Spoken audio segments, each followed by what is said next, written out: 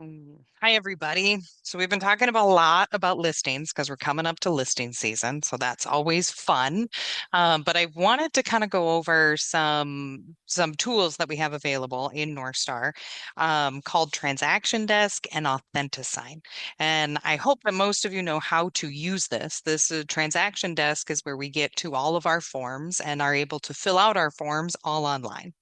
And Authentisign is our e-signature app that we can use to send out e-signatures. And I had some questions just recently on how to use certain parts of the system. So I wanted to walk you through how to get to it, number one, but then also how to set it up so that it works the best for you. So if you're in Northstar, which is UCIM, you go up to tools and you go to transaction desk.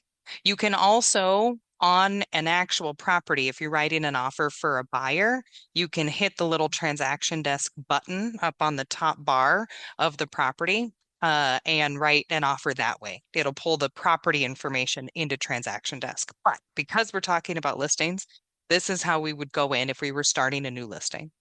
So you go transaction desk, and I already have it open here.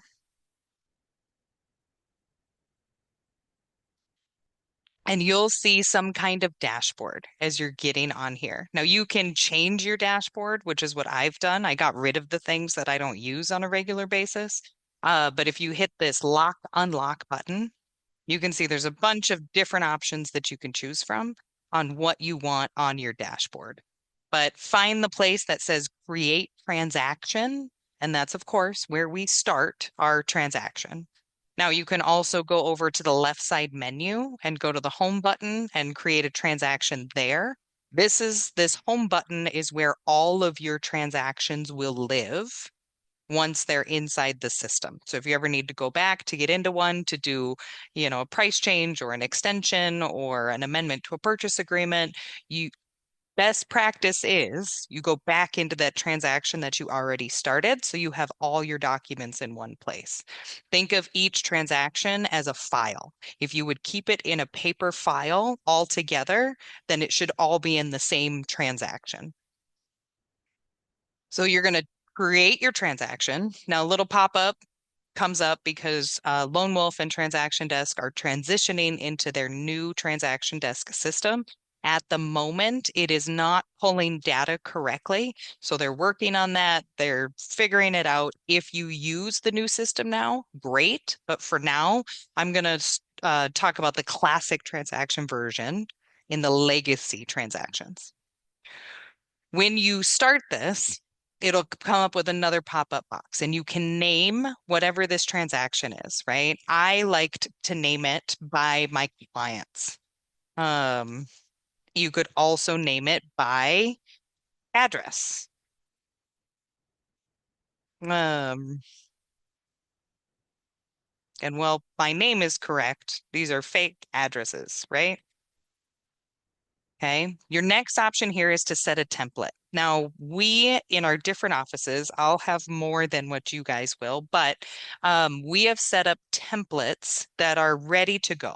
So if you've ever worked in an office before we had the internet and all of these wonderful things, the staff used to put a new listing packet together for you that would have all of the documents that you needed for that new listing, right? So there would be agency, the listing agreement, your disclosures, any other in-house forms that you might have. They'd all be in that new packet, right? Templates are the same thing. So us as a company, we have set up these templates for you so that it should have most of the documents that you'll need for any of these things that you're doing. And you'll see some of these are Crosby office, some of these are Park Rapids office, but it'll say what they're for. Commercial sale for a buyer, referral form, your residential listings, your commercial listings, or even a vacant land listing, because your documents are different to a vacant land listing than they are in a residential. But for now, we're going to start with a residential listing. And then the next part is to import data. Now, if you are listing a property, you can just import the data from either Northstar from old listing data piece on that is don't rely on the other agent's information to be accurate. Make sure you're double checking all their stuff. If you are doing a listing, I always recommend that you start with this realist through North Star. Now, this might be a little confusing, but what this will do is it will pull the county tax information that it has based on the parcel number that you put in. So if you hit relist and then you have to select a county of which county you're going to be in.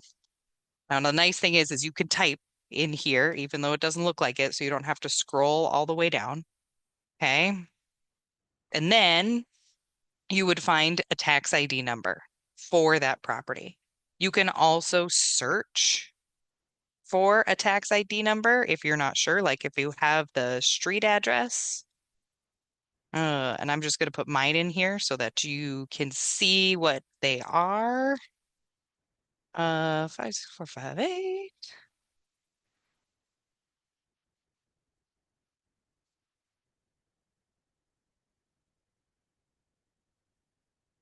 Or the owner's last name. All right. So it says right up here that for this little tax search button to come up, you have to put in the street address or an owner's last name or the tax number. So we're going to search the tax data. Waiting, waiting. And then it'll come up with anything that might be close to what you want. And I bet this is because I put in Larson and there's about 800 different Larsons everywhere. So let's search by my husband's name. How about that? Yes, we have different last names. There's a whole story. You can ask me about it later. So Soderberg, here we go. So here's our address. Here's our parcel ID number. If you search from here, just like that, you'll be able to click the box and then click select. Your other option is to just, if you already have the parcel ID number, as you should, because you should have been researching the property as soon as the seller called you, is that you can just type in the parcel ID number right there. Now, the last thing is the system's asking how you want to be associated with this transaction. And there's a couple options. There's a seller's agent, buyer's agent, neither or both. Now, we're doing a listing, right? And so we're going to put in seller's agent, and then we're going to use the wizard. Now, I'll talk about the wizard in just a minute, but you don't have to use the wizard if you don't want to. What the wizard does is it walks you through all of the information that you should be putting into these transactions. But if you don't want to use the wizard, you can use the right-hand menu when we get in here to go through all of the pieces and add your contacts, add the property information, add your forms, all that good stuff. I always recommend you use the wizard if you're starting a new transaction. Let's click create.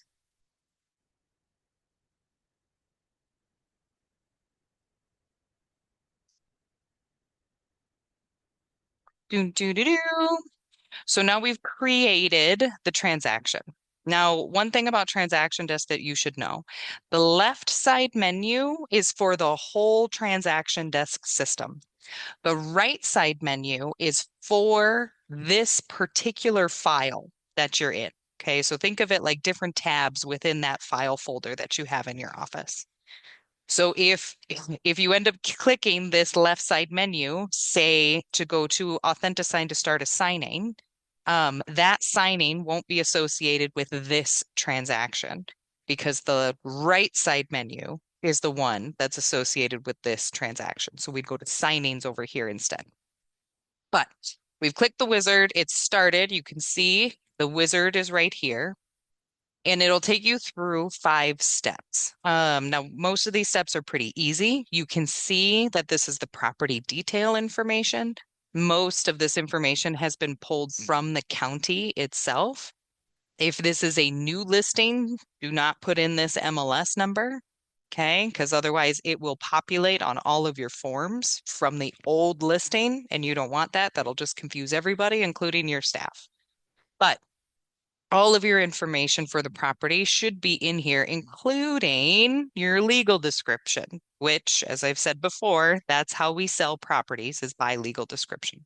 You can also fill in any other information that you think is relevant. And whatever information you put in here will be filled in the forms and in the MLS input sheet as the system does its thing, does its magic. Then at the bottom here for this first step, you can put in the listing price. If you know the balances of the mortgage, you can. Most of the time when I'm doing this, I put in list price and that's it. Even though there is property includes, property excludes, this is talking about personal property. You can put those things in here, but I usually just typed them into the MLS input form. Now, if you don't have a list price, that's okay. None of these fields are required. You don't see that red asterisk next to anything, so nothing's required here. You can just use whatever details they put in here and then move on. Now, another hot trick. If you hit save and exit at the bottom, it will exit you out of this wizard. And so you can't get to step 2, step 3, step 4. Now, granted, you can still go through the right side menu and you can see we're on step 1, which is details, and details is the second option here on your right-hand menu. Okay.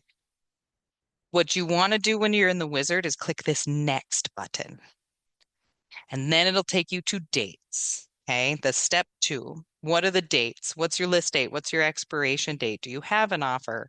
All of those things. Most of the time, if you're doing a listing, you're going to put in the list date and expiration date if you know it. Okay. Then you hit next again. And then it asks you to add your contacts. And you see contacts here is the next one down on our right-hand menu. So contacts are going to be who's associated with this. So really, you're going to add your sellers because the system should have already added you as the agent. And so we'll go ahead and create new transaction contact. There's a couple options. We should go back. When you click add, you can create a new transaction contact. You can add an existing contact. So say you're listing multiple properties for the same person. That's when you would add the existing contact. You can add yourself, but we don't need to do that because we're already here. Or you can add a contact from Google. Now, I never have used this Google one, but if you do use it, I hope it works well because that would be fun. So we're just going to create a new transaction contact. And when you're in this transaction contact pop out that you can see, there's 2 options here. You have your general information and then you have your address. Now you see these red asterisks. All those things are required, just like anything. But notice that the only thing that's really required is the type, which this one in particular would be a seller, the first name, and the last name. An email is not required. A preferred signature is not required. However, if you are putting your information, the client's information in here to be able to send them an electronic signing, put their email in here. It will make it easier later. Okay. So we're just gonna put Betty Seller in here and whoops, Betty Seller at mailinator.com. Nader.com. Okay. I don't know if you saw that, but it will tell you if the email address that you're putting in there is not valid. And what that means is it doesn't mean that it's tried to send something to this email and it can't get through. What it means is that it's not in an email format. So you see if I add that .com there, then it's like, oh yeah, that makes sense. That's an email format. Okay. Now, if you have an LLC, a trust, anything like that, you would put the first name and last name of your contact, of the trustee who's signing documents in here. And then you, in the preferred signature line, you would put Betty Seller, trustee for Seller LLC or Seller Trust. You would put the name of the person and their title for whatever entity they're signing for. And then when they sign the document, that's how their signature is going to show up. And so if you went to our training with one of our lawyer friends in Alexandria who talked about trusts and LLCs and what those signatures should look like for them to be valid, this piece is important. Okay. Same thing with preferred initials. BS. Betty Seller, trustee, right? Okay. Initials can be a little shorter because they should be, but the preferred signature in particular, if it's a trust, an LLC, a corporation, needs to have the name of the person as well as their title and the entity itself. But for now, we're not going to do any of that. Then this add to address book. So in the system, it keeps all of your contacts, which is how we can add an existing contact to later transactions. So you want to make sure that this box is checked. It is automatically checked when you're in here, so you shouldn't have to check that. And then you click save. And there we go. Betty Seller is added right there. If you ever need to edit her, you can edit right here using those three buttons. And we're still in the wizard. We've added our seller. We're going to go on to next. Now, these forms are already in here because we used the template from Crown, from our company that we're with, okay? If there are no forms in here, you can go to add and you will have access to all of the forms that you will need. So you'll see there's our specific Coldwell Banker forms. These are our listing contracts, our buyer's rep. Well, actually, I can click into it. Our personal property agreement, our closing worksheet. These are all our forms that our company has generated.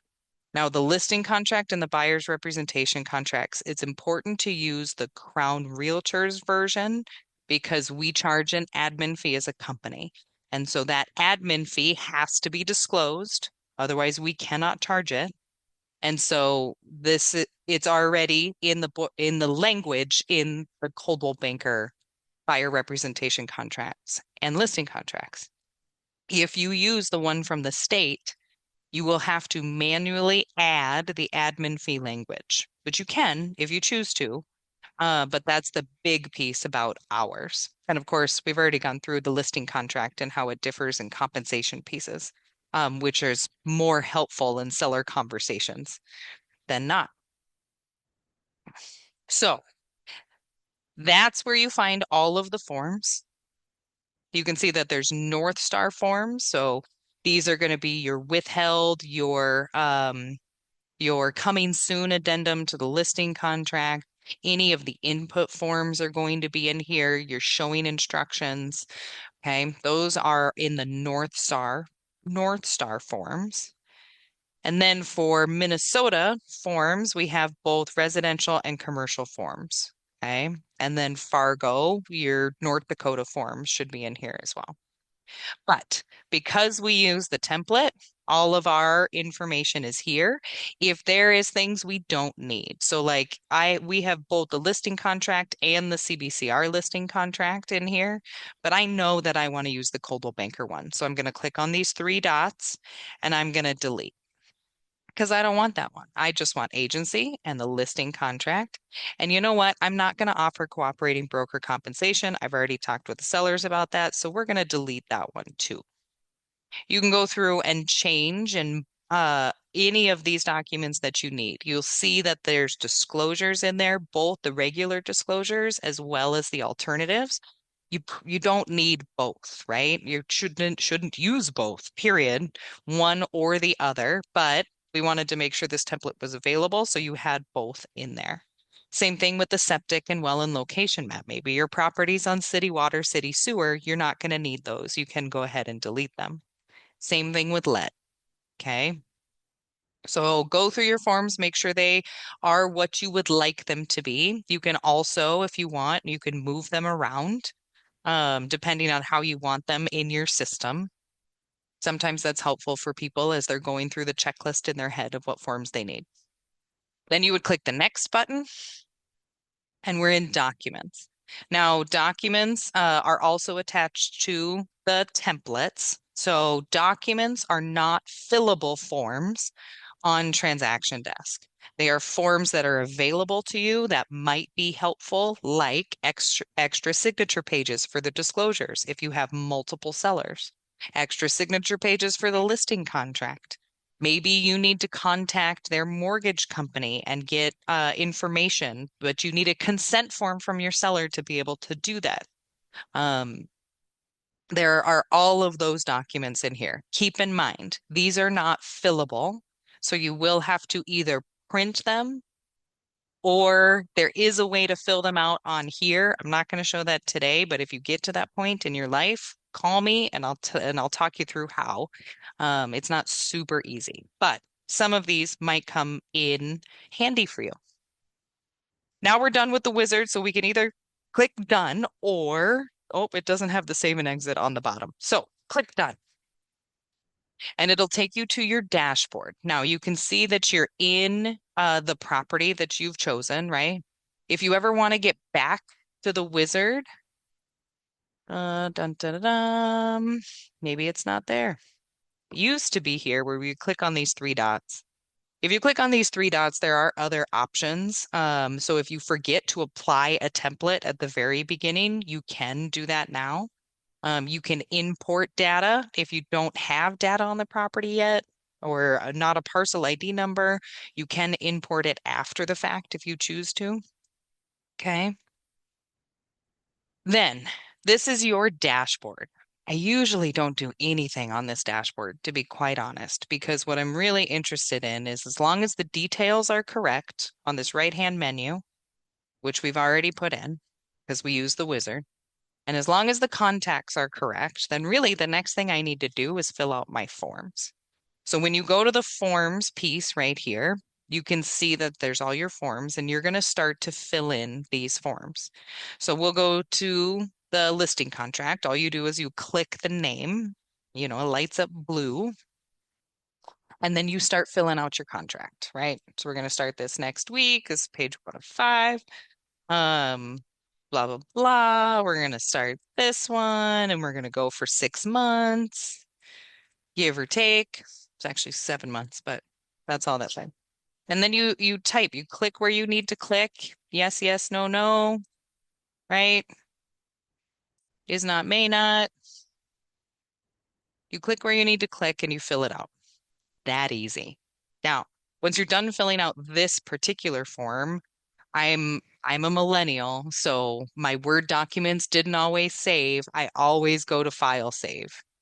The system does save on its own. However, just file save because sometimes your clicking as you're filling out these things is faster than what the computer can save. And so the end of your document might not be filled out because it hasn't automatically saved. So just a good habit, file save before you leave this screen. Now you have two options. You can either save and exit, and that'll take you back to the forms page. Or if you need to just move on to the next form, you can go into this transaction forms option, and it'll give you all your forms that are in this transaction. And so then you can go on to the input form, and it'll open that one. Maybe, if it will load. Almost. There we go. Now we went over this input form just last time. And so this is where you can fill in all this stuff and type in your directions, right? Put in your tax year, fill in all of this stuff. You can copy and paste into here. So like in particular, as I'm scrolling down to the bottom, when we're looking at our public remarks, if you use ChatGPT or our Crown bot, Remy, to write your public remarks for you, then you can copy and paste that right into here and it will work just fine. Okay. So that's how you fill out forms. Now, you have the same options here that we did in the wizard where you can preview or delete or download certain ones if you want. If you want to print these, you can choose the ones that you want to print and you see it throws it up in this little basket here. Okay. And then if you click on that basket, it'll give you a whole bunch of options on top. The little printer is the print, and then it'll print. You can also download it as a PDF, So there are a lot of clients who like to see the paperwork in an email before they sign it in Authentisign. And so this is a great way to do that. You can send it to them as a PDF. You can also, from here, then send all of these forms that you've checked to a new signing, right? A new Authentisign is what it's called. And we can do that right here. But before we jump into Authentisign, I wanted to show you one more thing, which is super fun. So these disclosure statements must be filled out by the seller. You may not fill these out at all. Period. You are an agent. You do not know about the property. If there are disclosures you need to make, those have to be on a separate document with your signature. These are for the seller to fill out, but a lot of sellers don't have printers anymore, right? And some sellers you don't meet until the closing table, or maybe you're only meeting them once because they don't live here and they're going to let you into the property and then let you run, right? We have the ability to send these disclosures, all of them, besides the location map, to send these disclosures to your client straight through the system. So then they can fill it out on their computer without having to print, and it will repopulate back into here. Okay. Two things about this. One, the seller on their side has to click the save button. Otherwise, it will not save in here and they'll have to redo it if they close out of the tab. So they have to click the save button. Number two, the system will not notify you once the seller is done filling out those disclosures. So either you can jump in here and check, or you can have them email you, text you, call you, and say, hey, I'm done filling these out. You're good to go. You then, once they filled them out, then you have to send them through Authentisign for their signature. So essentially, you're sending them the document twice, once through here so they can fill it out, and then once again, once they're done filling it out for their signature. Now, how to do that. So you're going to, just like last time when we were showing how to print, right? You're going to click the little boxes of oh, we don't want alternatives. We're going to click the little boxes to be able to put it in our basket. And when you click on this basket, you'll see this email button, send via email. And then you put in the recipient name, the recipient email. This one's our Betty Seller, right? Betty Seller. This will be the subject of your email. You can name it whatever you want. Disclosures for you to fill out. Um, You can put a message or information, particularly with sellers filling out disclosures on here. They're going to have questions because the terminology in the disclosures isn't always in layman's terms. And so make sure you say something about call me if you have any questions. Don't just guess. Okay. And then you're going to send it as a link, not as an attachment because they won't be able to fill it out. You have to send it as a link and you have to allow editing of forms. This will then allow them to go into that link and fill them out um, as they need to. Okay. Now, I always put an expiration date in here, meaning that once that expiration date passes, the link won't work anymore for the seller. Because if the seller goes in there and changes something after you have sent it to them for their signatures, the system doesn't automatically update, right? Like the forms are in one side of Transaction Desk, and then the signings are in a different piece. And so I always put an expiration date, usually about a week, or depending on our listing time frame, I would put an expiration date. Okay. And then you would click send. Now, it's not going to go anywhere, so I'm not going to click send. But then you'd click send, seller would receive an email, and you would be ready to go. Okay, so let's say all that stuff is done. We're good to go. We want to start assigning. You have two options. Again, you can use that basket option to start assigning, or you can go over to this signings button on, again, your right-hand menu, not your left-hand menu, your right-hand menu, and you can add a new signing. and it's going to ask you to name it. Remember, your seller sees this name, so don't name it something silly. Listing documents, right? Easy peasy. And click save, and then it'll take you into this system. This is the Authentisign system. This is how we send documents for signatures. So what we're doing here is we're taking all of the forms that we've already filled out in Transaction Desk. We're dumping them into here. It creates one huge document instead of multiple little ones. And then we're putting the signing blocks where they need to be for our clients to sign. Okay. So first things first, right-hand menu once again. Um, we're going to add participants. Easiest, as long as you filled out the information correct in Transaction Desk, is add from the transaction. You can see our Betty seller is right there. I'm going to add myself because I have to sign the listing contract as well. You can see a couple things. One, that I'm a remote signer, meaning I'm signing remotely, and what my title is according to these documents. Same thing with Betty Seller. She's the seller. We set these things when we did the wizard, when we started the transaction. If you ever need to change those things, you can click on the name and it'll give you all the signing details, right? First name, last name, email, what their role is. If you update anything from here and you want the system to remember that, you would just click this update transaction contact and it would update on the back end. Okay. You can give a signing pin to whoever you're sending things to so that you have one more verification step that the person that should be signing is the one signing. Okay. So in instances where a husband and a wife use the same email, that might be a situation where you would use the signing pin, so that you know that that person is who they say they are. Okay. You can also customize the signature here, like we talked about with the trust and the LLCs, and the corporations. You can, if you forgot to do that before, you can do that here.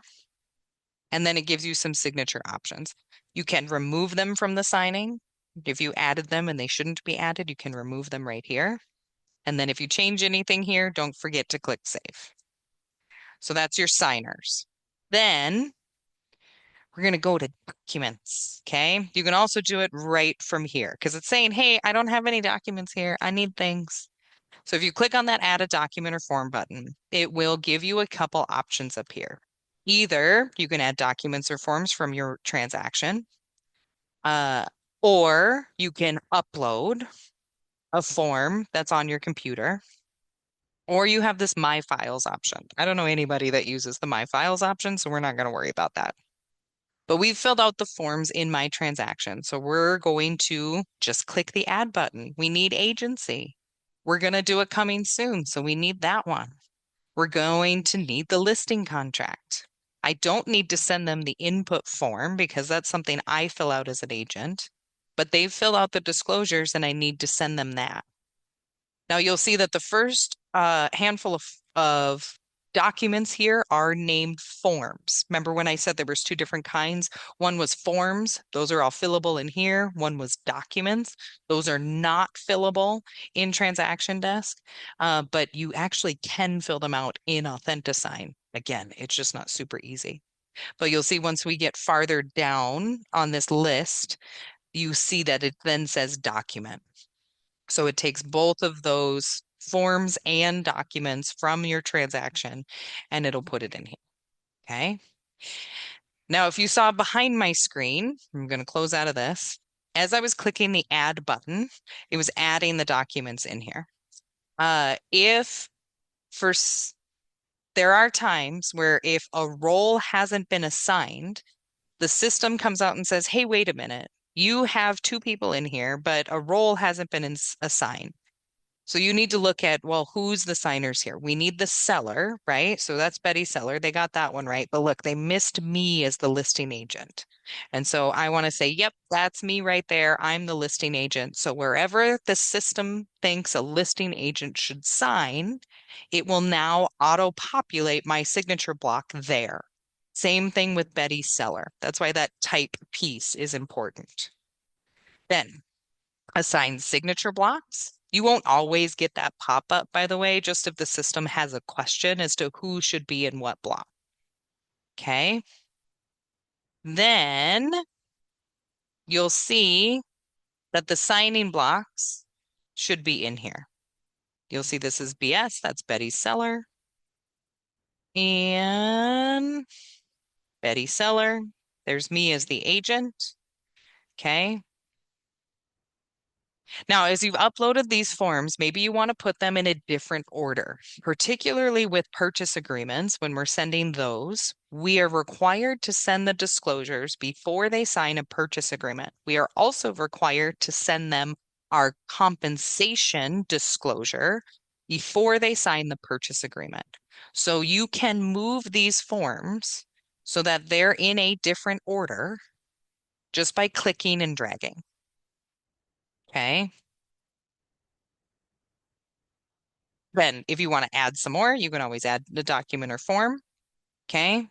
You can save, and then this won't send to anybody. You can save if you need to save and go back, like you screwed up a form maybe, uh, and you need to redo it. You can save and then go back into Transaction Desk.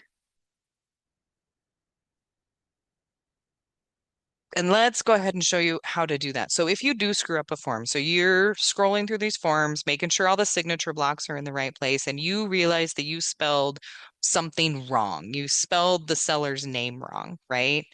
You can remove the form that's in here that's wrong, save the transaction, then go back into Transaction Desk, back, okay?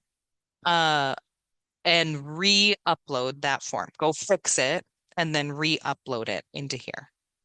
It's actually a very easy system, but the system does not, if you go back and update it in Transaction Desk, it does not automatically update in Authentisign. You have to remember these things are separate. So you have to delete it from Authentisign, update it in Transaction Desk, and come back and re-add it into Authentisign. Okay? That's why it's important to proofread before you send anything. So there's that. Now, the next step, if you saw on agency, it didn't put the seller's signature in agency. So we need to go over to tools and we need to add a signature block.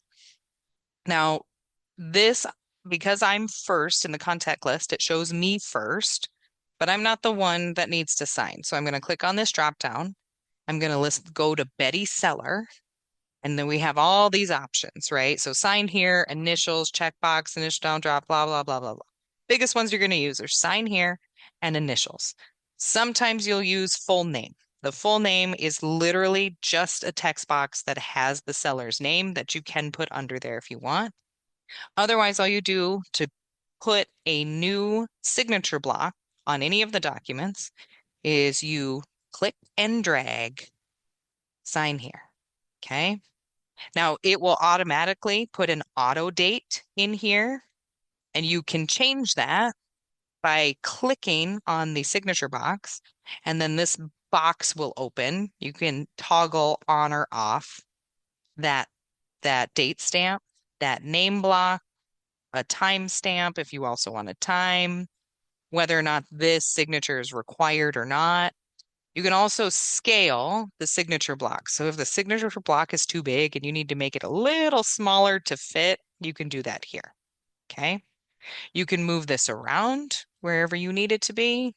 So if you're OCD like me and you want the date over the date, you can absolutely do that. Okay. You can also just click this button. Click the sign here button, and the system will just throw in a box wherever it needs to be. Okay. And then you can move it.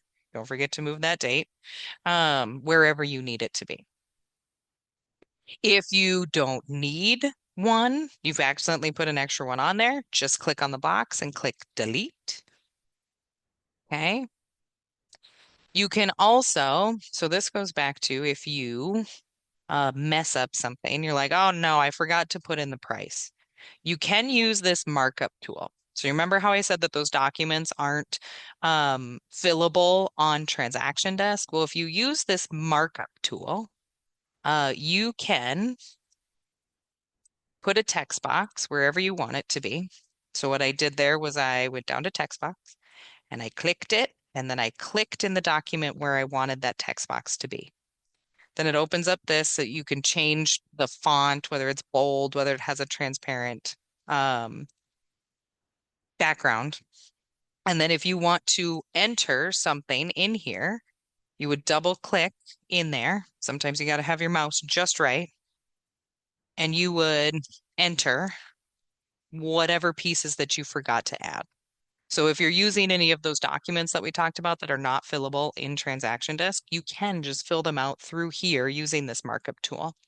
Now, it doesn't matter which signer you're on to be able to use this markup tool, it will show up for everybody. Okay. Then once we have everybody in here, we're good to go. We've checked all of our signature blocks. Make sure that you always scroll through, make sure your information is correct, that everything's filled out, that the signature blocks are where they need to be. Okay. You can see here, wonderful signature blocks. That's very nice. Okay. Obviously, disclosures aren't filled out yet. Once you've gone through the whole document and made sure that it's correct and the signature blocks are in the right place, oh, look, it forgot me as an agent. Okay. Then you can click this next button and it'll say processing. Okay. Then it says you're almost done. So don't cancel out of here once you hit next. Okay. You're almost done. You can set an expiration date for this particular signing. If they have to sign this by a certain time, then you would set an expiration date. To be quite honest, I've never used this expiration date or reminders. Okay. You absolutely can, but I haven't. Then you have two options before you send the email. You can either customize your invite and so you can write them a message saying, "Hey, here's what this is." I used to have a whole document that I would send them that would give them bulleted points information about each contract and what they were signing. And that was all in this email when I did that. You can do that. You can say, "Call me when you open this." You can change the message however you want it to be. Okay. Or, and this is what most people do, you can just send it. And then once you send it, it will take you back to your transaction desk. We're underneath this signings tab, and it'll say that these documents were sent. Okay. There's a couple things you can look at is you can, if you click these three buttons, you can resend the invitations. You get a seller who calls and says, "Yeah, I never got it." You just come in here and you click resend, and the system will resend it. Don't tell your people to, don't forget to tell your people to check their spam, right? You can either reset the whole signing or you can duplicate it. Now you can also click on the name listing documents and it'll show you a couple things, okay? So you have, it'll show you the information, what the Authentisign signing ID is. This is important to keep in here and keep as one piece. But it will tell you who the participants are, right? That you have sent these signings to. It'll tell you all the original forms that were in there, and it'll tell you the history, who was added, who opened it, who signed it, all those things. But here's the piece that is important. Well, two pieces, I guess. One, if you accidentally put an email in wrong, it will show in here with a little red exclamation point saying that this email is wrong. You don't have to redo the whole signing to be able to send it again, to fix the email address and send it again. You just click this little edit button, and then you can edit and save whatever email address you got wrong. So you put in a Hotmail instead of Yahoo, you added an extra L, anything like that, you can edit it right from here. Then the other thing it shows you is authenticated and approved. Because when you get a signing, there are a couple steps that you have to take. When you first get a signing as a client, You have to accept the terms and conditions of Authentisign saying, yep, I agree to use electronic signatures. Okay. Then once you do that, this authenticated button will be checked. And I'll show you what that looks like in a minute. But this authenticated button will be checked, which means essentially they've opened it and they've accepted the terms and conditions. Then they have to go through and click all their signatures, right? And it zooms them through the document to be able to see that.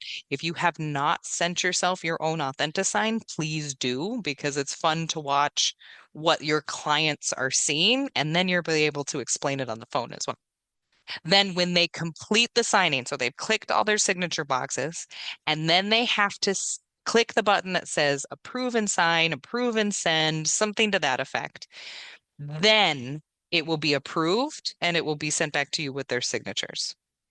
A lot of the times our sellers have issues. They authenticate it, they get in there, they click all the signing blocks, and they forget to hit that approve button, that last button. And so this approved box won't be filled in. Okay. So if your seller's ever having an issue or they call you and say, yeah, I signed it, you didn't get it, this is the first place you're going to go check to see exactly what happened here. Okay. Now I'm going to stop sharing for just a minute and I'm going to go into my email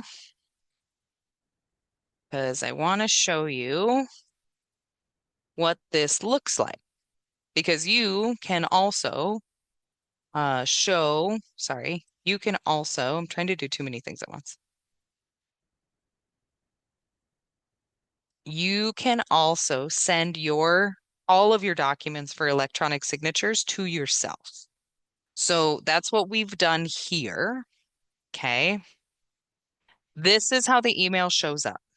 You can see it shows up. It looks like it's from me. Okay.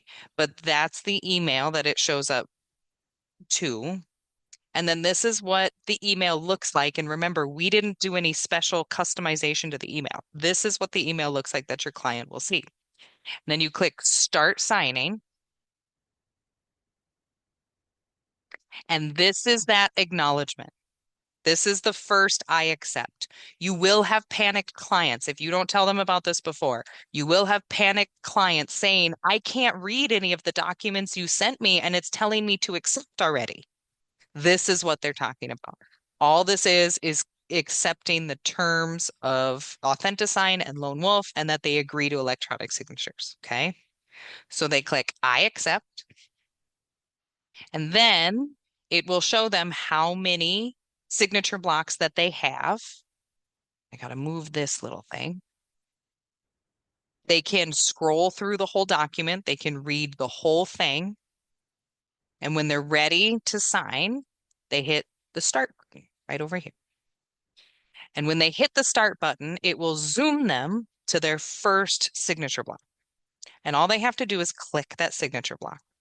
Now, I've been in this system before, so I've already set up my signature. But if the client hasn't set up their signature yet, a little pop-up will come up that says, what do you want your signature to look like? And they can change that if they want to, or they can just hit accept and it'll do the regular one. Okay. And so when I click my signature blocks, it then zooms me to the next one. Okay. And then I click this one. And then this is the piece that people forget about, right? Again, it says you're almost done, but you're not quite there yet. The client has to click this button, okay, to be able to finish the signing. But I wanted to show you what this looks like on our side. So we're back in Transaction Desk. And I wanted to show you that it has this green check mark here, or green, I don't know, shield that says authenticated. Yep. Katie was in there. She authenticated it, but it's not approved, meaning I didn't do something as the signer that I should have done. It's usually when you don't click that last piece. So if you go back to your email, I'm going to close out of this one and I'm going to go back to my email. The seller should go back to their email, hit that start signing button again. I accept, start the process, click through, and then click the complete signing. Complete. Now, here they can print or download all the documents that they signed. And then it asks them, how the signing experience was done. That's fine. I don't know if anybody fills that out. If they do, we don't get that information. Then I'll show you what it looks like because it takes some time. So when you send to multiple people, it'll show you how many of those people have signed. Okay. So you can see that this particular Authentisign was sent, and 0 of 2 have completed. We click into there and we can see that, oh, Katie's done hers. And so I don't know why this isn't updating, but it's not. Let's see if I refresh my page. There you go. So it now says 1 of 2 people have completed it. Okay.